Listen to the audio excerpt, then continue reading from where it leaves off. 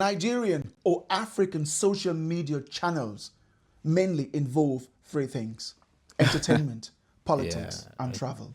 You rarely find a Nigerian or Black African YouTube or social media channels dedicated to the human brain, engineering, mathematics, science, and technology. I don't think we even really care about YouTube like that, especially in Africa. It's a new thing. It's a white At this juncture, it's still a white man thing. Just having an Android phone means that in order to have apps in that Android phone, you will need an email address. And so everybody should have an email address. But there are still many people who have Android phones who are going to click on that link, open it, and see email address there, and then they don't still know what an email address is. And they will call you and be like, what should we put here? Do you think Black people find working and intellectual engagements burdensome? Well, we'll have to find out in the video. Hello everyone and welcome back to Chapnick Reacts. If you're new here, this is where we react to bold conversations about our African culture, our society, our politics, our relationships, and everything that people do not want to say out loud. But before we get into the video, please hit that like and subscribe button. We like that adrenaline hit when YouTube sends us a message and say your video brought in one more subscriber. We are a small channel and that helps a lot. And with no further ado, let's get into the video. In Africa, hard work and intellectual activities are often viewed as stressful and suffering. Nothing is more. I think hard work is stressful. The intellectual work is stressful, yeah, but hard work, the hard work is super way more stressful. Painful than realizing that there are more negative aspects within your community than positive ones. It is especially difficult to acknowledge that one is among the world's poorest people. Imagine belonging to the lowest achieving race and within that race being part of the lowest achieving country.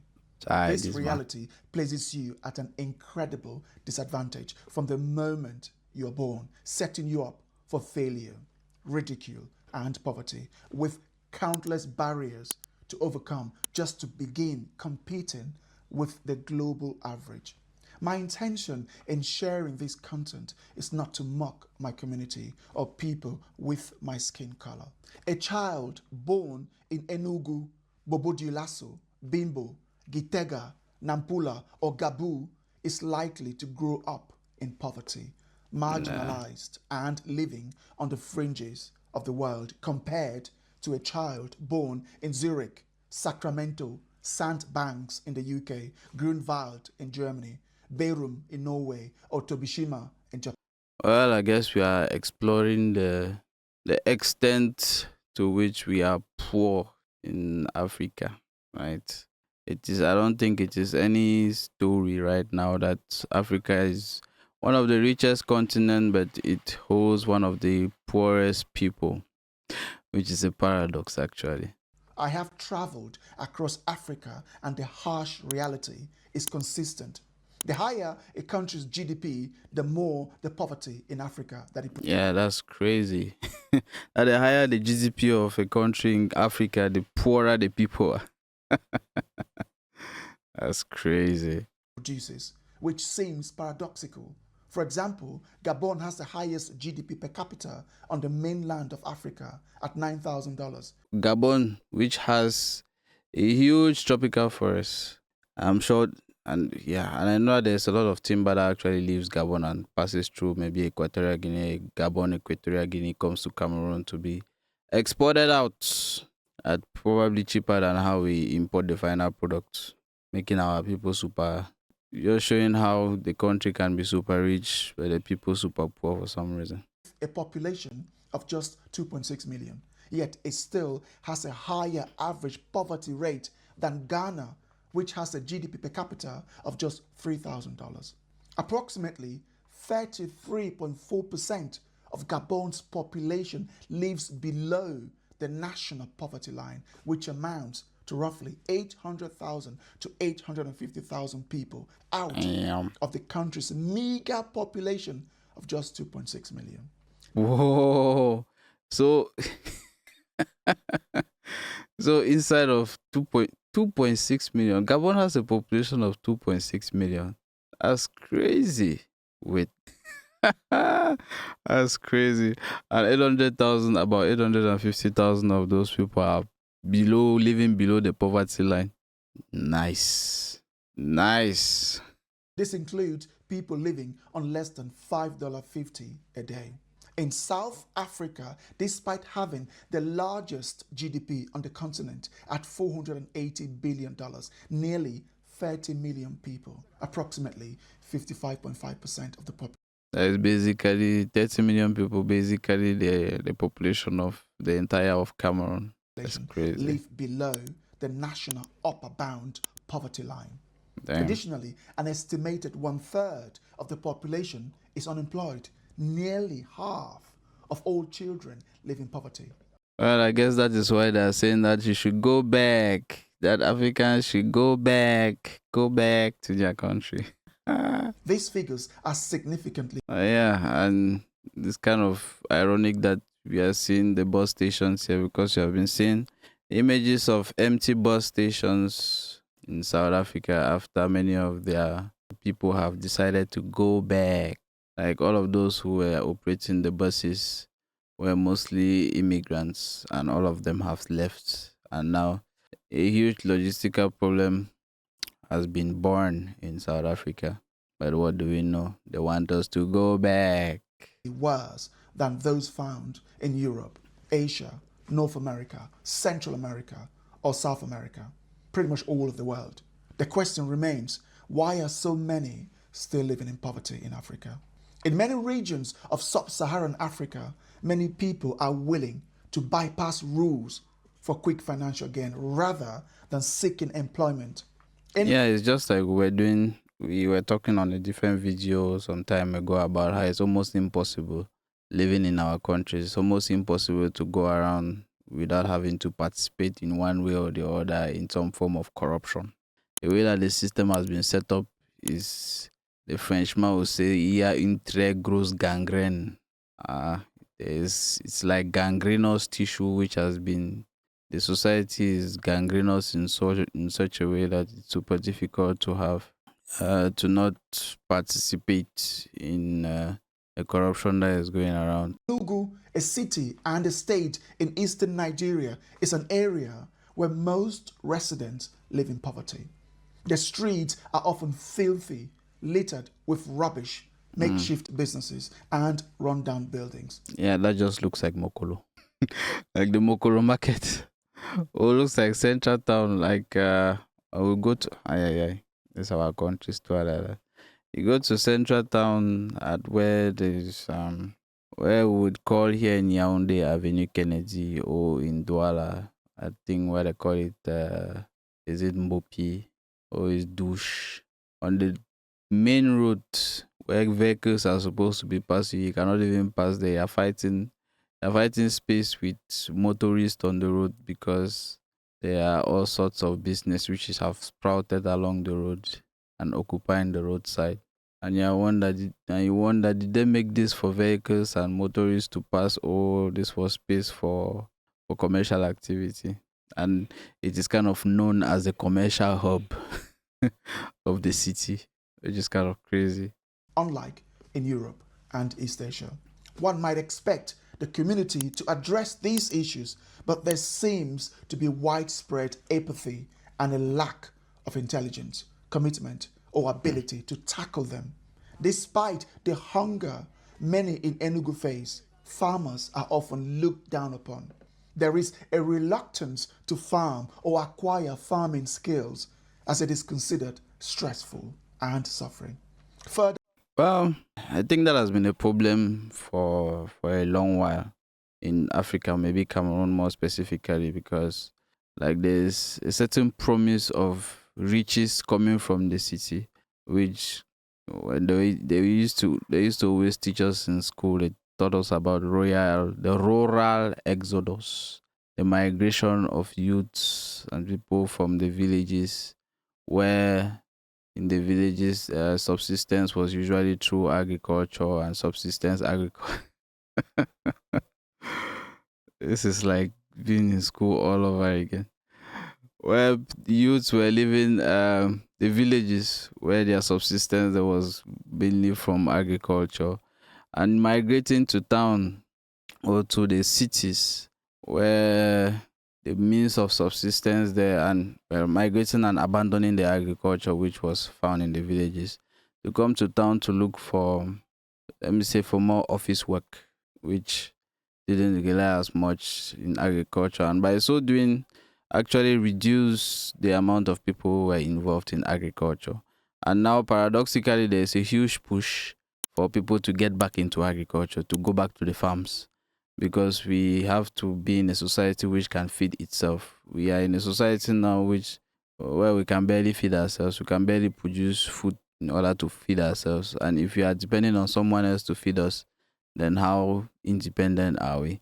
And so I think there's really a push now to send people back, to get people back to the farms. Companies which are in the agricultural sector even have huge tax incentives. Maybe that is one thing that people don't really say very much about. That's the information that many people don't have about our regimes here. But there is a push for people to get back to farms, start agricultural companies and stuff like that. And the government actually accompanies you, at least with tax exemptions. And yeah, somebody who actually decides to get back into that is probably going to do a lot better than somebody who is trying to look for a white collar job. Furthermore, the community lacks access to safe water, yet there appears to be little motivation to develop techniques for digging wells or boreholes, which are instead viewed as stressful and as a form of suffering. How can people in situations like this be effectively helped? The situation in Enugu reflects a broader reality across Africa, whether in more developed regions like South Africa or less advanced countries like Chad. For a community or country to thrive, it fundamentally requires three key elements: inclusive education, economic opportunity, and social cohesion. These three pillars enable citizens to grow, achieve financial independence, and remain united in times of crisis. Unfortunately, all three of these foundations are significantly undermined in many African countries. In Nigeria and much of Sub-Saharan Africa, our education system is one of the most neglected institutions. I started. Well, what? Oh, this image brings a lot of memories. uh, you would see scenes like this a lot in our universities here, like in the University of Yaoundé 1, the University of Yaoundé 2 in Soa. The first time we got to university, this was like, wow, wow. We felt like in a zoo. We felt like we're in some kind of experiment, because I don't understand how when you come late and you are probably in the Shaba, how are you going to do? Well, Shaba here means back of the class. For those who do not know, or for those who don't speak Cameroonian, Shaba means back of the class. When you're a backbencher in this type of situation, how do you listen to what the teacher is saying? Oh, this is crazy. and for the and for the most part, sometimes the projector is not working, so you have to. If the projector might not be working, or the sound system might be bad, what do we do?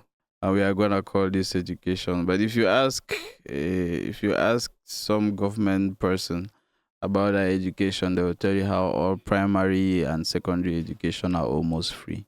At least in the government schools, they are almost free.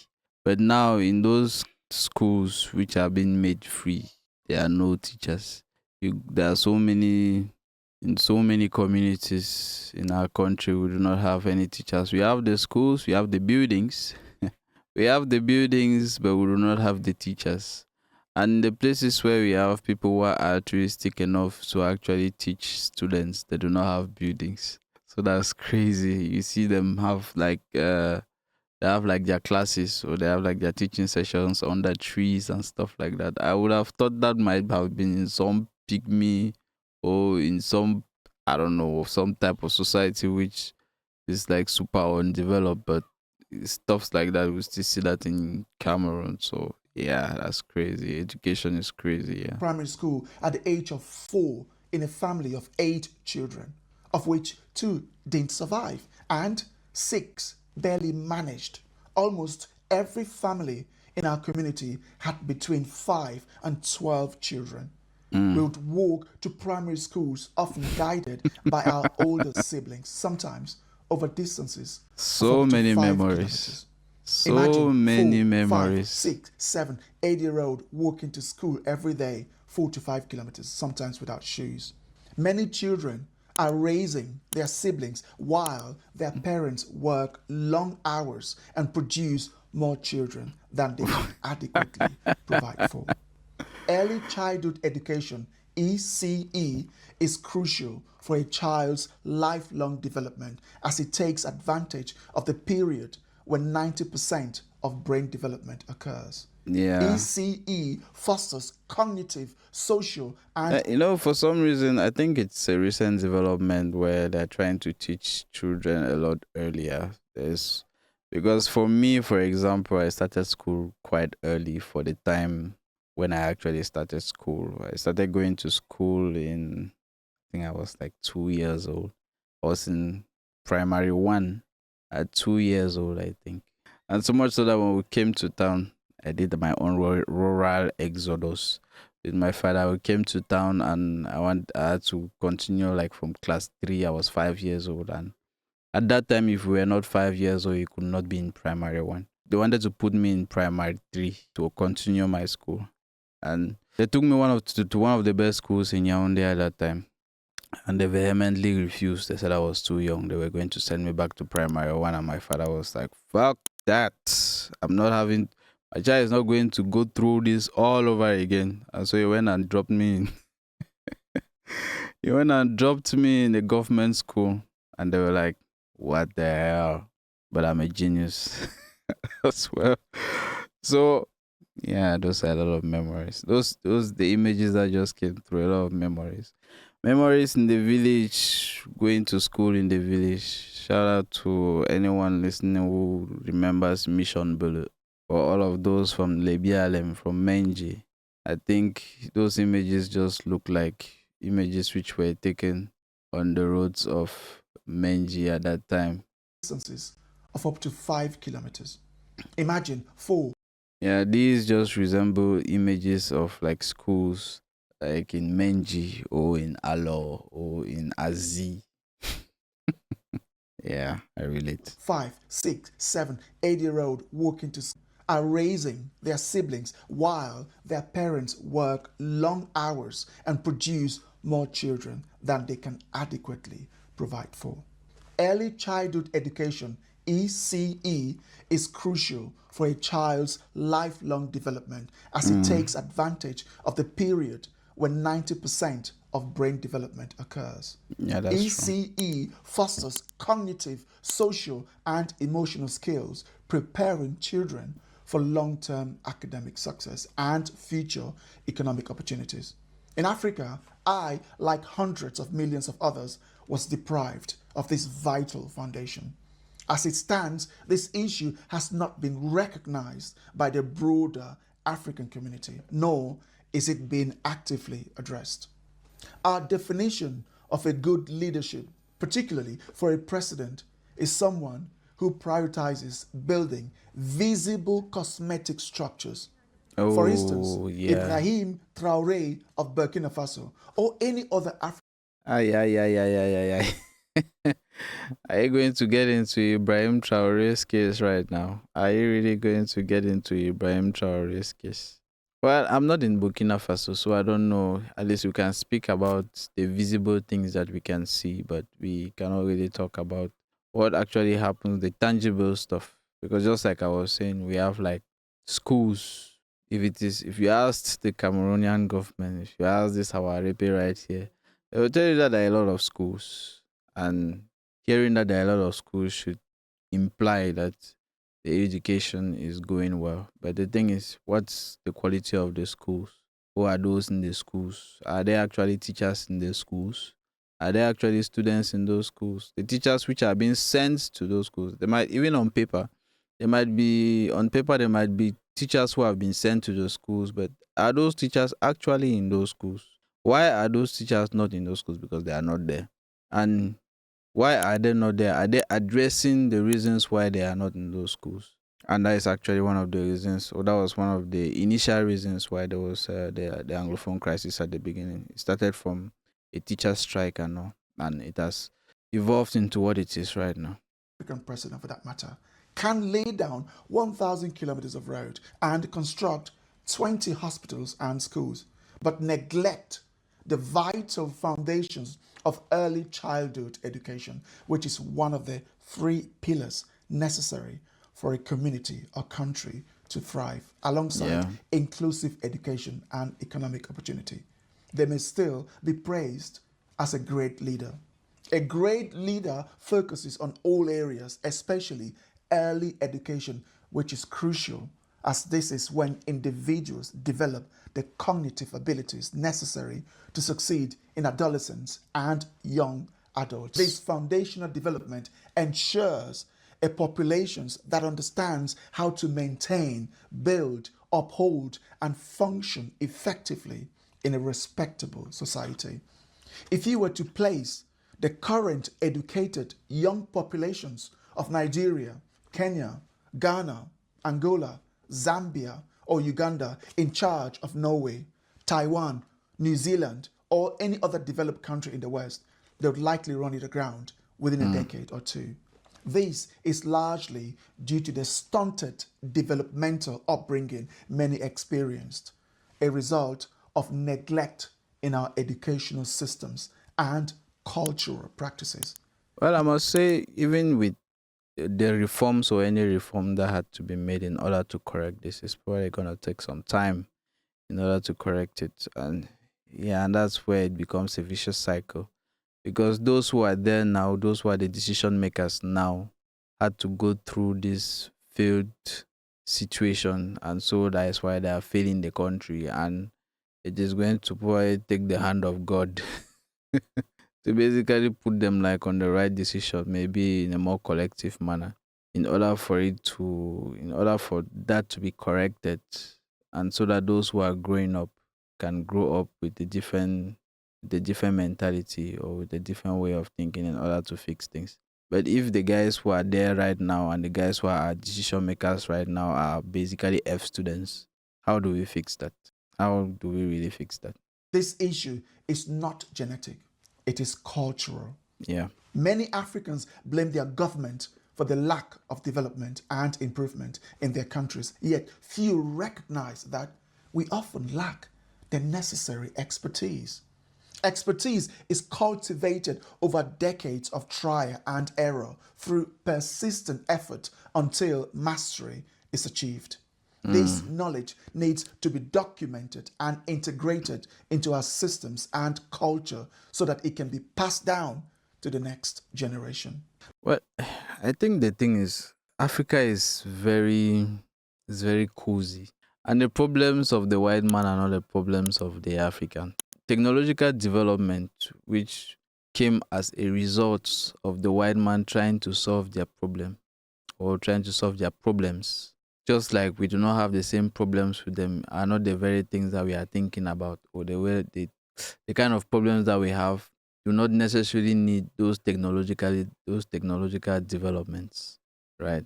And so I think Africans in general, or black people in general, do not think that those technological developments are the things to actually solve their problems or the problems that they have. And it just, what kind of bumbles or jumbles the whole thing is that we are now in like a global village and everything is just mixed up.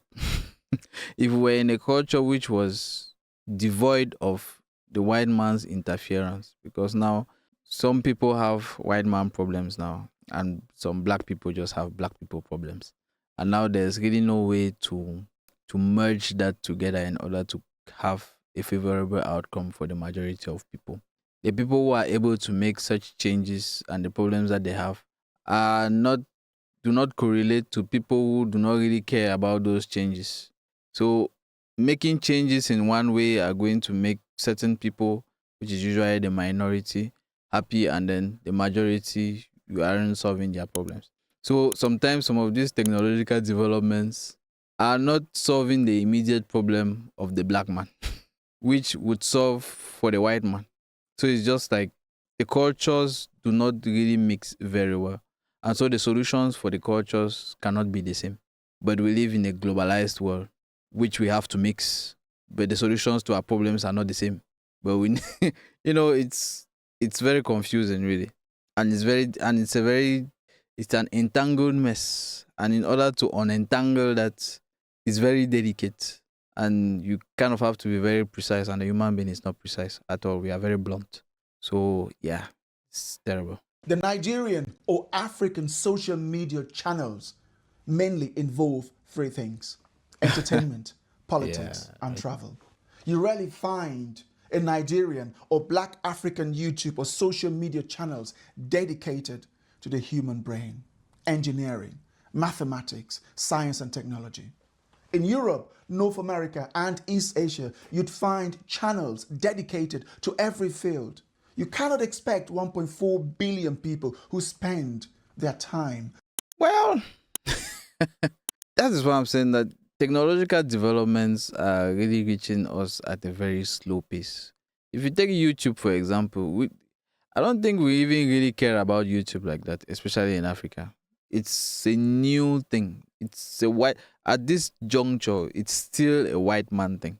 Like, we are still even getting to understand that you can create content for something. You can bring value to other people through content. They still even have to understand that. And even after understanding that, they don't have money to buy data to watch YouTube. Like, what we do here, I haven't really looked at my, because well, we still have a very small channel. Please subscribe to the channel so that we can grow. We love you when you subscribe to our channels. And I'm sure that if I look at the statistics of who is actually watching our channel, most people who actually watch the channel are not in Africa like that. And the masses in Africa are not really have not really adopted the internet like that. Some of them don't even know how to operate the internet like that. Funny enough, I'm a photographer, and I have clients who, when we do weddings, we send them, we deliver their pictures in a gallery, in an online gallery. And for us to know who is doing what on pictures, who is downloading pictures, and all of that, one of the simplest things to do is to, when we send you the gallery and you send to your friends and neighbors or whoever, in order for them to view the pictures in the gallery, they have to put in their email address. In order for you to even have access to be able to see the gallery or whatever, you need to have like an Android phone, or you need to be on the internet. To be on the internet, you need to have an Android phone. My assumption is that if you even have an Android phone and you are going to be on the internet, just having an Android phone means that in order to have apps in that Android phone, you will need an email address. And so everybody should have an email address. But there are still many people who have Android phones who are going to click on that link, open it, and see email address there, and then they don't still know what an email address is. And they will call you and be like, what should we put here? And those are people who have Android phones and they're on WhatsApp all the time, and they send and receive messages on the phone with the internet, and they actually use the internet. But they do not know what an email address is. They do not know their email address or nothing like that. And we might be very surprised, but there are a lot of Africans, a lot of people who are still at that stage of the internet. We are even talking about AI now. People don't even understand what an email address what an email address is. And that is a level where we still are at, because these technological developments are not solving Africans' problems. They're not solving the majority of Africans' problems. We have to first solve our problems first, the things that are disturbing the majority of Africans. And I don't think it is the internet. I don't think it is YouTube. I don't think looking at just the internet you can have a clear grasp of the problems that Africans have. On social media for entertainment, to innovate or compete intellectually with the rest of the world. Why are Yeah, and that's the thing, right? Because we cannot, because it is very difficult for us to grasp some of those things. Now, because we are in a globalized market, we are in a digital market right now. You have to compete, and because that is not even something you guys we are thinking about, we are always going to be at the bottom, and that's why I say we really have a long way to go. Black people really have a long way to go. Africans really have a long way to go. We have a lot of catching up to do, and I think there's a certain sense of urgency which is not gotten by those making the decisions. It's not yet gotten by the general population. It's not gotten by the lambda person, and yeah, that's sad. That's the world in which we live in now. have a go at Nigerian, Ghanaian, Kenyan, Angolan, Ivorian, or other African social media platforms and see where their interest lies. Even Entertainment. YouTube, see where their interest really lies. Entertainment, movies, fashion, and stuff. and social media influencers. If you are hungry while living on fertile land, you are stupid and unintelligent. If you are unproductive despite residing in a region rich in sunlight, rainfall, forest, natural resources, and human capital, you are stupid and unintelligent. No, I think it's also about the marketing. It's like the marketing that we receive from the left. And I think sometimes I used to say we need a benevolent dictatorship. Someone who is probably going to be able to ban a lot of Western media. We are living our lives as if we are living in a Western world, because there's a lot of Western media that we consume, and we are not really thinking about how those concepts which are being sold to us are going to manifest in our own places, in our own societies, or in our own communities, right? And so the type of media that we consume, the type of propaganda that we get, what we are being taught in schools, were largely not developed by us. They were developed by other people and given to us. And so we need to think about those, and we need to think about how to reform those, and to make things, and to teach us basically how to solve our own problems. If we are able to solve our own problems, I think most of these things are going to fix themselves, right? Moreover, if you are impoverished and hungry, but choose to spend most of your time on social media consuming Afrobeat films, Right. Like, for example, look at all of these children who are looking at the phone. It kind of looks like some novelty that you are going to see this on the phone. But in when the phone wasn't what it is right now, most of these children would either be in school or they are going to be in the farm. Because even when I was very young, I used to help my grandmother in the farm, I know. But why are they in town squares, looking at phones like that? And when these people are going to grow up, they are going to become what? Yahoo boys. That is the new farm in Nigeria, Yahoo. celebrity gossip, fashion, and influencer content, you are stupid and unintelligent. This describes a significant portion of Generation Alpha, Generation Z, and Millennials in Black Africa. It's significant. It is clear that not Well, even me, I am a victim of it, even though I'm looking at entertainment which is a little bit more foreign. I think we have ebbs and flows, we have seasons. Our seasons, like, I've not really gotten into Nigerian films.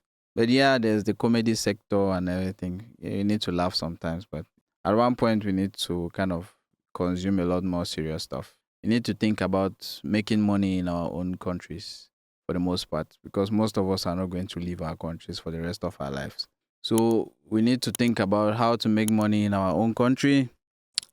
We need to think about how to make our own lives better in our own country using the means that we have on the ground. And we have a lot of those means. And I think if we actually sit down, I really think about those means and everything, we are going to be able to make it. previous generation failed us, but the upcoming generations are falling short as well. To the black Africans watching me right now, whether with anger, disdain, joy, inquisitiveness, or other emotions, consider this. The device you are using to watch was made outside of Africa. The car you drive, the road you drive on, the clothes you wear, the tools and materials used to build your house, and many other possessions are not locally produced. Why do you think these items weren't manufactured in Africa?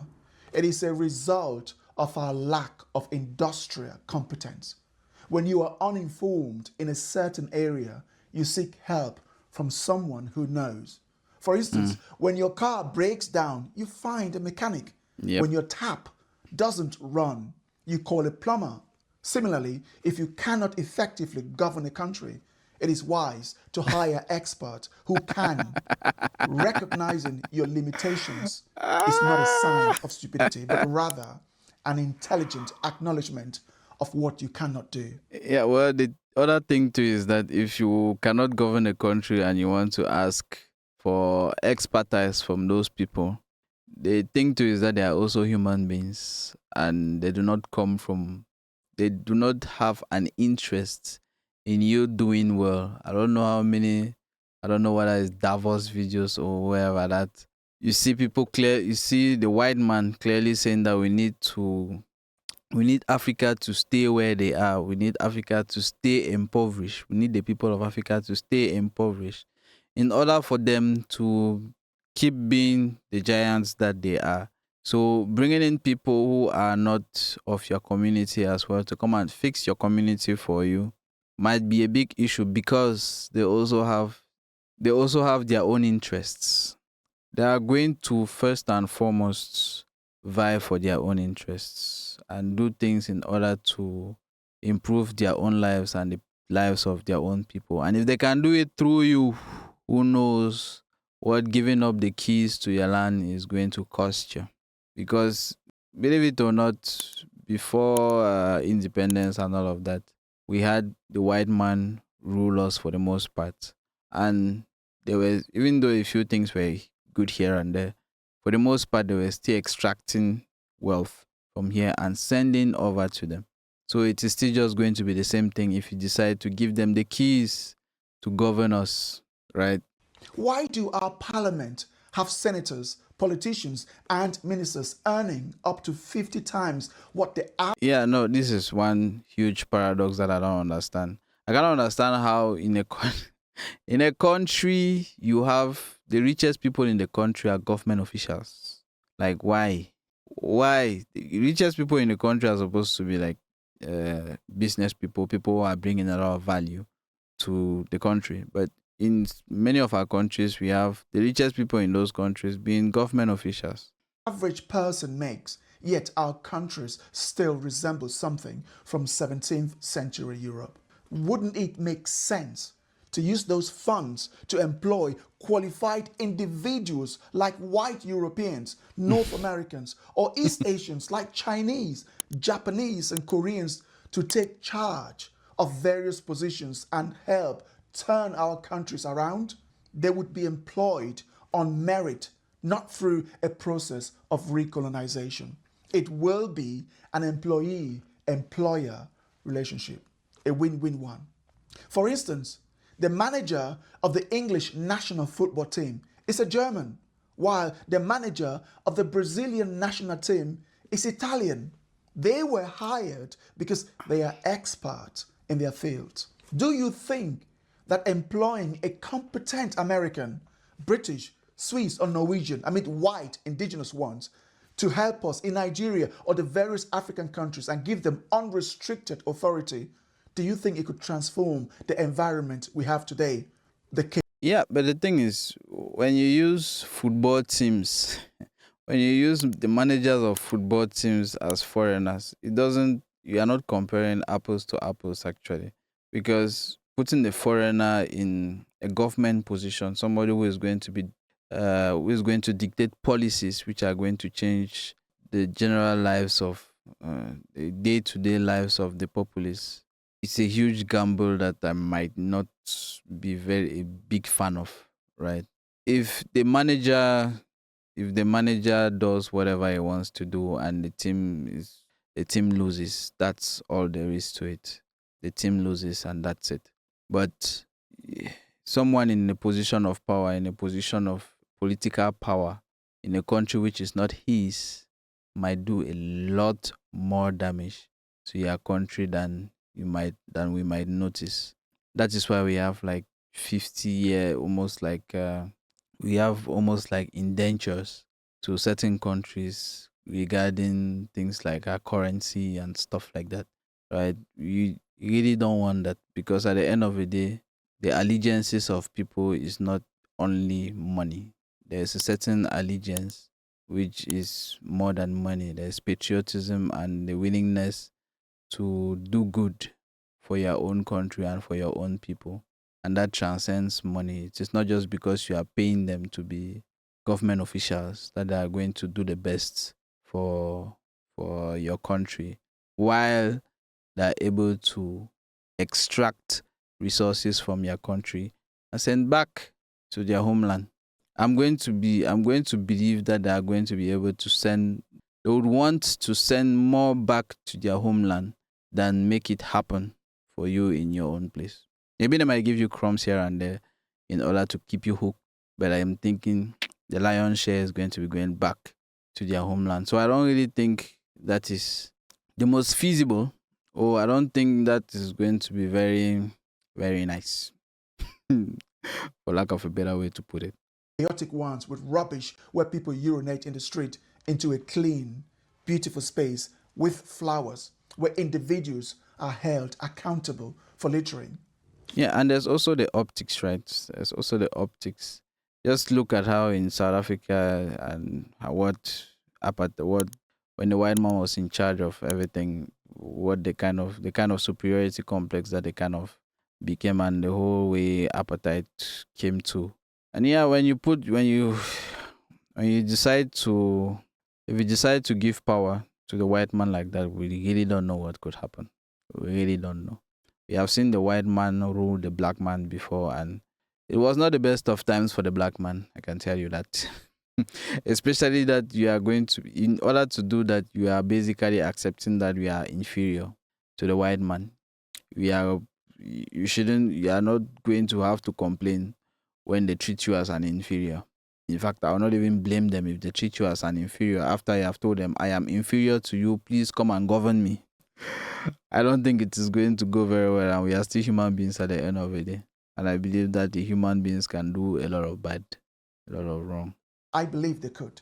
Similarly, do you think hiring a capable Chinese person given the same unrestricted authority could eliminate corruption in Nigeria or the rest of Africa and transform our legal system from one plagued by lawlessness to one characterized by strict adherence to the rule of law? I think they could. I think so. They could, yes. We must reflect on our situation and acknowledge our failures. We have not. Anyways, let me leave it here. I think this has gone long enough. But yeah, at the end of the day, we need to be able to find solutions to our own problems. We need to be able, or we need to think about what our problems actually are. I think the problems and really look down to the nitty gritty and to think about what our actual problems are. Whether we can solve those problems ourselves before somebody start to tell us that we need the white man to come and fix it for us. And I don't really think the white man can come and fix it for us because the white man's problems are not our problems. Nope. The white man was able to be amongst themselves, figure out what their problem was, and fix it for themselves. This interference has been a huge destabilizer for the black man or for the African. And we need to be able to think about what our problems are. And more to that, it's not as if we have not had prosperous societies before. Before the contact of the white man, we used to have prosperous societies. I think the big name that usually comes is Mansa Musa. Mansa Musa was a huge king. We had always had like dynasties and stuff like that in Africa. And we had functional societies which were progressing at their own pace, for sure. Yeah. We should think about, and yeah, we should think about our own problems look for ways to solve it, and also understand that the technologies that we have now, people who are able to use these technologies are just tools. And we should ask ourselves how we can use these tools to solve our own problems. And if you think that you can do what I'm doing right now, it is not the most difficult thing. Let's do it. We need more Africans on YouTube, actually. We need a lot more Africans on YouTube talking about more things to change our minds, right? I think with what I'm doing here, if I can, I think my objective is to get someone thinking, to get anyone thinking. Think a little bit differently about the situation in which you find yourself, whether you are in the village, whether you are in the city, and you are telling yourself, oh, I am suffering.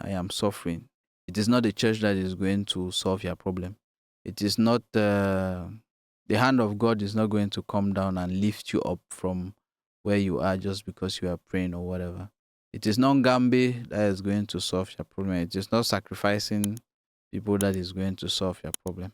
There is there is a road to success. There are roads to success in our countries. There's a road to success in Africa, in Cameroon. And if you do not think like you should think like for a second. If you do not think, then there's no way that there's no action that you'll be able to do that is going to be favorable for us. So I think my objective is just to get people to think a little bit more about our situations, think a little bit more about our problems, think a little bit more about the solutions to our problems. What could be the solutions? What are the things that we can do right now? What are the things that you can do around you in order to change the situation around you? Starting from where you are, the house where you live, the neighborhood in which you live. How can you make something better for yourself and the people around you? And if we think like that, if we start to think, if we start to think like that, then there's a lot that we can do. There's no need for us to be in cities, in metropolises, right? Just like they used to say, "Iyamem kwambeng, iya kwamville." There's nothing here in town. If it is not going in town, let's go back to the village. Our farms are waiting for us. Our people have hectares and hectares of lands in the village, and they are unable to use it to do anything because they want to stay in town. For what? For what? If you are not doing anything, go back to the village. There is no shame in that. Actually, going back to the village, you might be seen as a village hero for coming back and making the lives of the people in the village who do not have the information that you have in town back in the village. Agriculture. I think one of the things that really needs to that we where we need to start from, because this poverty thing is also really about food. We are unable to feed ourselves. The rice that everybody is eating everywhere, most of that rice is imported. Why? We have enough rice. We have enough food that can feed ourselves. Our soil is very good to feed ourselves. In fact, I was watching some of these North Korean series, and when they brought Irish potato, not even Irish potato, yes, Irish potato, and sweet potato and corn. That is almost like that changes like the way the whole dynasty behaves towards food. It brings a whole dynasty out of starvation, out of drought. And in our villages, we have tons and tons and tons of potatoes. Those things, if planted tons and tons, it can feed us. Like for real. Like for real. I look at it and I'm like, we have all of this here. We have the land, we have the manpower and everything. Why are we not doing something? Why is somebody not taking it on themselves to go and do that? You don't need to be in town to do that. Go to the village. Really go to the village. Do agriculture. We want to eat your food. Right? Anyways, I did not expect to go on a rant at the end there. But thank you very much for being here. I'm going to leave the link to the original video down below. So until next time, we shall see. Bye bye. Bye bye.